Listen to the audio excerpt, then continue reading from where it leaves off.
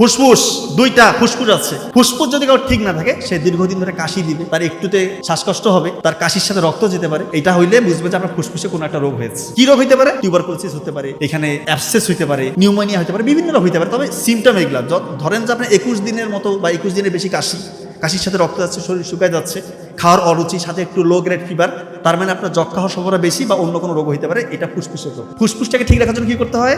এখন তো কেউ আমরা মাস্ক করি না, আমিও করি নাই। কিছুদিন আগে কোভিড গেছে, কোভিডের সময় সবাই মাস্ক করতো, মনে হয় গোটা দুনিয়াতে শুধু জীবাণু আর জীবাণু। কোভিড এখন নাই, তার মানে কি অন্য কোনো জীবাণু নাই?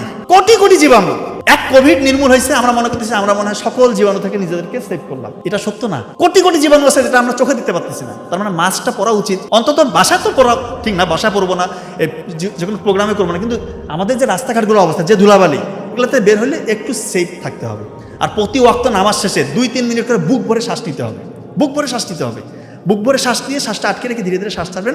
আপনার ফুসফুসের কর্মক্ষমতা বাড়বে ইনশাআল্লাহ।